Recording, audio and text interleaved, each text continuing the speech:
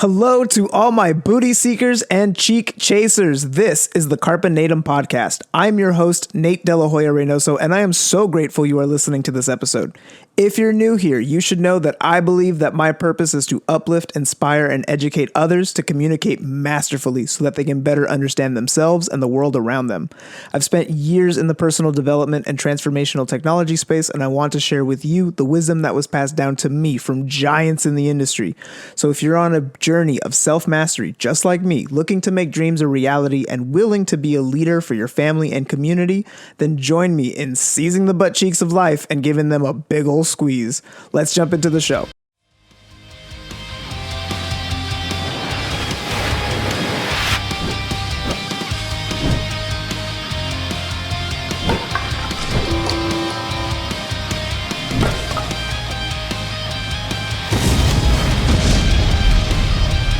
Welcome back, everyone, to another episode of the Carpe Natem Podcast. We're talking about love today. Love is wonderful. It is kind. It is gentle. Love can come from many things, from many people. It could come from a friendship. It could come from a relationship with somebody in your family. It could come from a romantic relationship. It could come from your animal that you have a bond with. Love is love. Love can teach. Love can help others learn. Love can also make somebody suffer and feel the worst lows that can ever be experienced by a person, especially love lost. But as the great poets used to say, it is better to have loved and lost than to never have loved at all. And I stand in endorsement of that statement, because love is amazing. And in pursuit of finding the one for you, in pursuit of finding true unconditional love, you will have many bumps in the road and you will be confused by lust or by sexual attraction, and you think that's love, but it's not. Love is different, and you can tell when something really is love because it feels like the world around you changes to better accommodate the person and the thing that you love the most. If you are someone who is busy and constantly on the go and never have time to do anything, and when somebody asks you if you have time this weekend to go to the game or to hang out, your response to them is, of course I don't. I'm so busy. I have so much going on. Some of you may have experienced this. You may be this type of person. What happens the minute you fall for somebody new? Let's say you're a guy and you meet a new girl at a coffee shop, and all of a sudden she's interested in you. You're both talking, and then she says, I'd love to continue this conversation. Are you free tonight? And you have tons of things going on, but you say, I'll move things around. Or, yes, I'll save that spot just for you. Just a second ago, your reality was that you didn't have enough time to do anything extra because of how busy you are. But now that there's a potential for some love, now all of a sudden, the ability to move mountains becomes so much easier. The tenacity and passion that one has in pursuit of love is something that has been written about for centuries. Look at all the oldest pieces of art, and they are tales of love lost. There are some of my favorite stories happen to be love stories. They even do whole episodes and series about love. Love is popular. Love is great. But why is love so great? The point I'm trying to get here is that love is amazing as a tool because it is one of the most, if not the most powerful emotions that we possess. It's one of the most powerful feelings in existence. Love is pure. It's the purest form of energy that's out there. And I really think the most difficult aspect of love is being able to identify and correctly pursue legitimate, unconditional love. Love is just like a fart. If you have to force it, it's probably shit. I've experienced unconditional love, and I'm very grateful for it. I do my best to reciprocate and show love for as many people as I can, because I definitely feel that there's not enough love in the world, and that may be something that you resonate with too. If you go on social media, if you turn on the news, it just feels like all the things that we are seeing and being fed by these technologies is negative, is hateful, is hurtful. This person hurt this person attacked this person based off of their race, off of their gender, off of their sexuality, off of their religion. There's all these things that could be prevented if there was just a little bit more love in the world. And gradually, love increases and builds and builds and builds if you allow it to grow and blossom and bloom. Love almost feels like a living organism, and potentially you could even call it a disease, because when you share and spread love, you can have it transfer and transmit to other people, but instead of destroying them, it picks them up. It invigorates them. It brings them closer to their passion. It gives them some sort of motivation to continue forward. My grandmother gave me unconditional love. She loved me no matter what I did.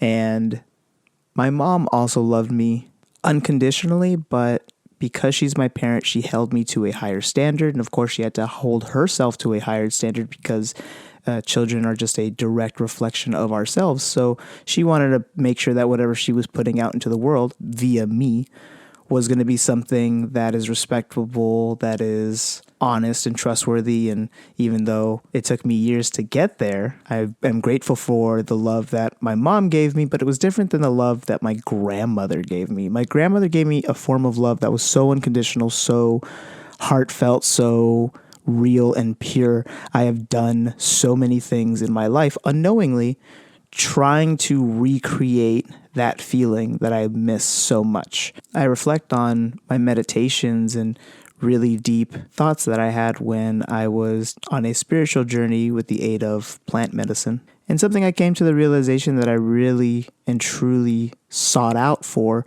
was this feeling of unconditional love.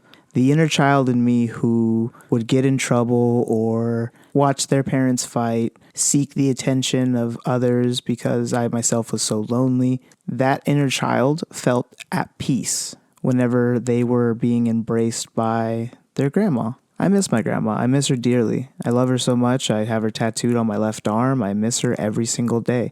I felt like when I lost her, I lost a very significant part of me, and I felt as if my heart had a hole in it and I didn't know what to fill it with.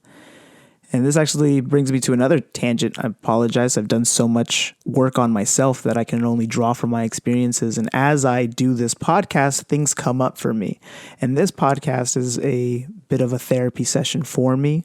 And I hope that it in turn helps you feel better about your thoughts and feelings. But I'm doing this for me because the person I need to love the most is myself. And not in a way like Kanye. I'm loving myself by giving myself the space that I need. And I'm using this tool, which podcasting, in order for me to better understand myself in hopes that I can better understand the world around me. So in another meditation that I had with a Native American chief, he put me in a sweat lodge and in a pepi, and we kind of did one of those like hot saunas where it got about to like 130 degrees in the sauna.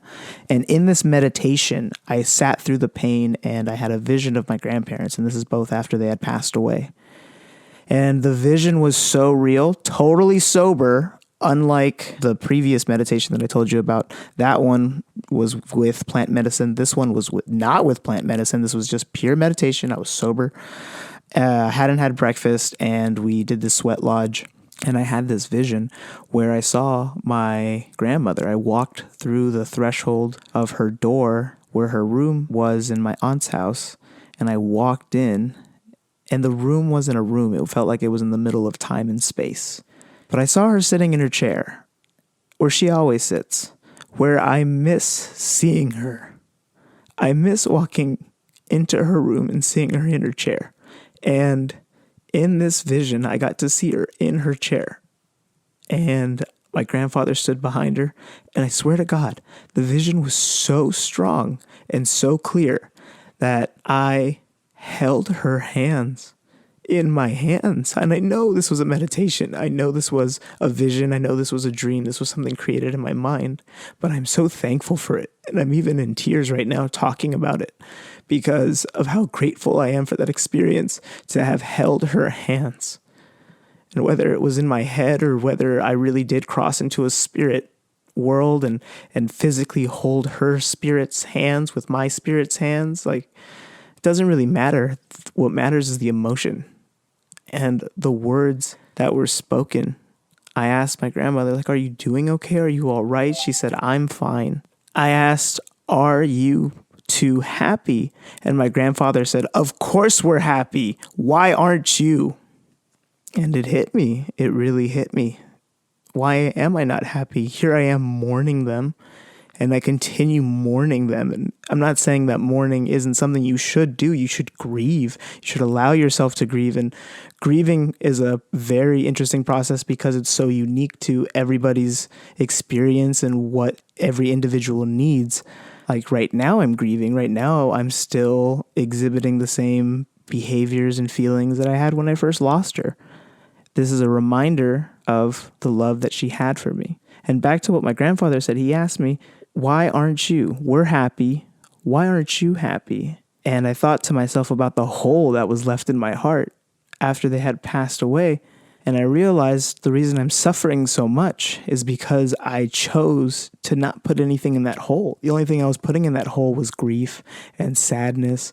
And it always hurt. It was like an open wound.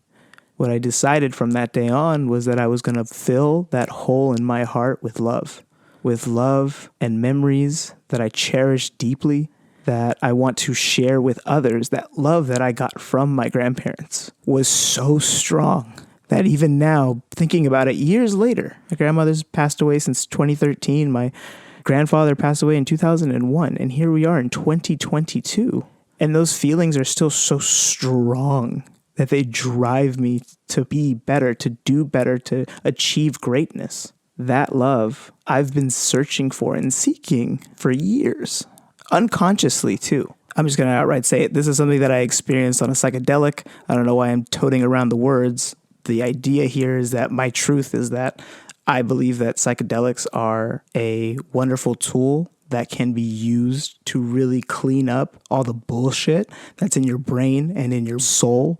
I've used it in a very therapeutic way. And on one of these journeys, on one of these trips, I realized that everything that I'm working for right now is just to replicate that same feeling of unconditional love that I got when I was very young. And I am incredibly grateful for my wife, who really does give me unconditional love. My wife adores me. She loves me. She loves me at all forms. She loves me at my heaviest. She loved me at my lowest. And I tell everyone, she met me when I had my account in the negative, when I was my brokest, when I was in the most amount of debt, when I felt like an absolute loser, when I had and struggled with a drug addiction. I was in a terrible place, and she saw my potential, and she still chose to love me and to treat me like a decent person and give me true unconditional love. And it's so rare to find that. That's why the minute I recognized it, I put a ring on it, because I was like, I know what this is. This is that genuine unconditional love.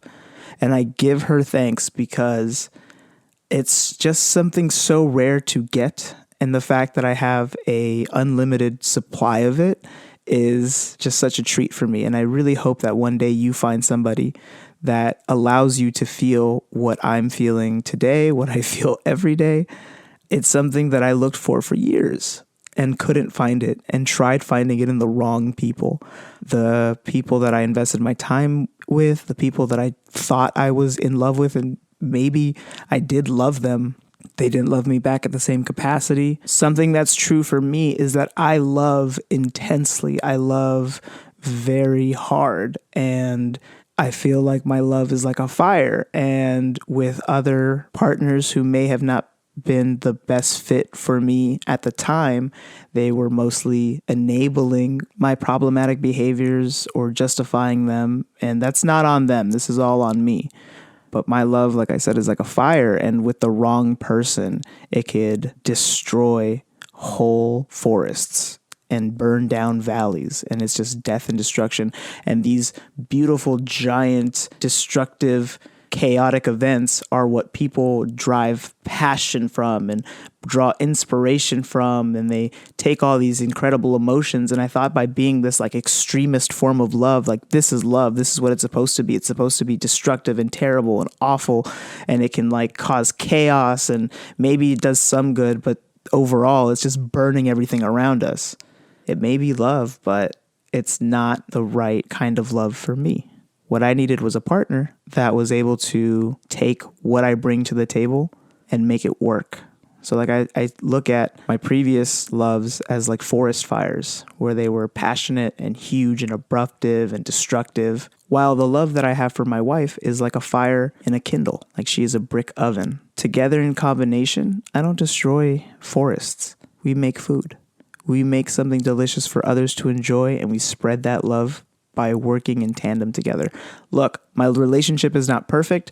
Our relationship has its ups and downs. We have things that we both work on, but at the end of the day, I know for a fact that I love this woman unconditionally and will take a bullet for her. I will take multiple bullets for her because I love her and because of all the things that she's done for me.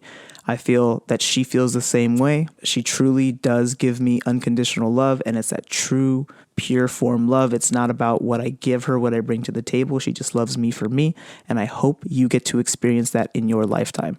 My grandmother was the same way. She gave me love in a way that, even though it was so fiery and so passionate, my grandmother knew how to withstand the burns. And it makes me think about Adventure Time, where if you've watched Adventure Time, the main character falls for a princess, and she's from the Flame Kingdom. So she's literally made out of fire. She's a fire elemental.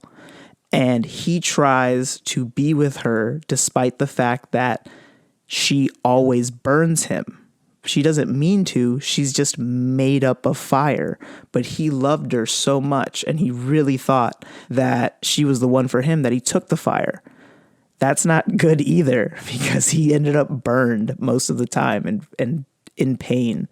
Love shouldn't be like that. I know you can have love for somebody and it may not work out, and you may think that that's your only chance of love. I don't think that's true. I think love is abundant. There's so much love out there.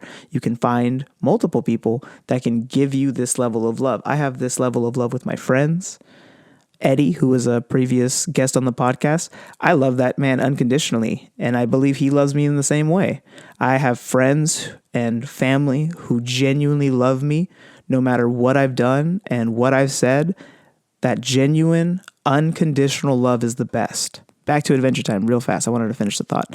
The main character, Finn, told the Flame Princess that he wanted to be with her regardless if they were opposite elementals. And that's why they kept hurting each other. And Flame Princess looks at him and says one of the most iconic lines of Adventure Time, at least to me. She said, "You would defy nature for me?" And he tried. He really did try to hold her and give her a hug, but had to push her away because the flames were too harsh and it started burning him. So here's a boy trying his hardest to find love and to find somebody who's perfect for him. And he feels like he finally found somebody potentially that he could be with, but he can't, because her love and his love together burns him or hurts her, because when he puts out fires that she starts, it ends up hurting her. But man, just that line, "You would defy nature for me," brings me back to tears, baby. This is an emotional episode. I don't care. I'm feeling invigorated. I'm feeling love. I feel like I should go give love to more people. That's how amazing I feel talking about love. Why am I talking about it so much this episode? Because I believe that you should apply that emotion to everything that you're doing. You should fall in love with what you do. You should do the things that you are most passionate about, not with the feeling of like, ugh, I have to do this, with the feeling of, yes, I get to do this. Something that you are passionate about, something that you love doing, never feels like work. That's why they say, love what you do and you will never work a day in your life. It's so goddamn true. But it's so hard to do the things that we love, especially when we're so rooted into our Monday through Friday day jobs, or maybe you're on call all week and your days off are random as fuck. You have bills to pay. You got a kid to take care of. You have so many things on your plate. How can you focus on something else?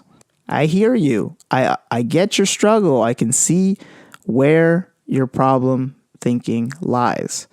It's not the end of the world. There are people who've been in your exact situation, who've gotten out of it to better places, and they did it so you can do it too. Because if someone has been through exactly what you've been through and made it to somewhere better, that means there's a pathway for you. And if you don't like their pathway, you can carve out your own pathway. It's all good, but approach it with love. Approach everything that you have with love. And I know that sounds silly, but give love to your coffee. Give love to brushing your teeth. Be so thankful. Be grateful that you have teeth to brush, that you have eyes that work, that you have fingers that move, that you have someone in your household. And even if you're fighting with somebody, give love to that person.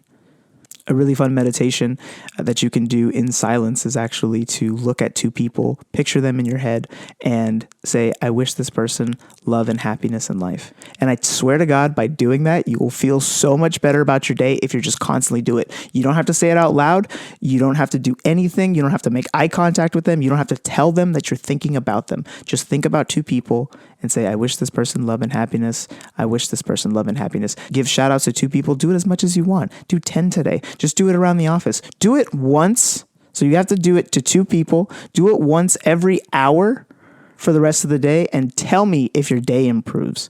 I'm giving you some gold here. And say you're working from home, you're by yourself. Think of two people. Doesn't matter. If you're at the grocery store, walk by people, look at them, think of them in your head and think to yourself, I wish this person love and happiness. And you're spreading that love all throughout the day. Give love to your dog. Give love to the floor that you stand on. Give love to the roof over your head. Give love to that crappy job that you hate. Love everything, because when you bring love to the table, it's like you're bringing the best dessert and the best piece of food that you can bring to a banquet. And everybody is like, oh, I need a piece of that, because they know that it's the best. It comes from the best place. It was made with love. Why does all the best food taste better when it's made with love? It's not a coincidence. I'm telling you, drive yourself with love. Do things with a feeling of love. Love what you do, even if it's the littlest things, not just your passions, but put love into every little thing that you do, into every word that you say. Every flick of your tongue has love on it. See if your life doesn't improve after that. Tell me that things just don't magically get better for you. Tell me that things aren't going to just improve and jump and get better if you're coming to everything from a place of love instead of a place of anger, frustration, and hate, or any other emotion that you experience on a regular basis. Extend your hand out and offer nothing but love. And when you speak, even what people that you're angry at, you can be angry, but make sure that your words have love in them. Thank you so much for listening to another episode of the Carpe Natem Podcast. If you loved this episode, please consider leaving a positive rating and review on Apple Music or iTunes. It takes 30 seconds for you, but for us, it helps spread positivity to more people during these chaotic times. It helps build a community, and it makes me smile from ear to ear. Speaking of community, we have a Facebook group at facebook.com/groups/Carpe Natem. Just answer the 3 questions to get access to some extra motivation and inspiration for your timeline. If you would like to support the podcast, screenshot this episode and share this to your story and tag me at Carpe Natem 114. That's going to be my handle across all platforms, including TikTok. So if you would like to give me a follow, I would genuinely appreciate it. If you haven't already, please rate us and subscribe on Spotify or anywhere you enjoy your podcasts. And lastly, you can find all episodes, linked to resources and opportunities for coaching and mentoring from me at carpenatem114.com.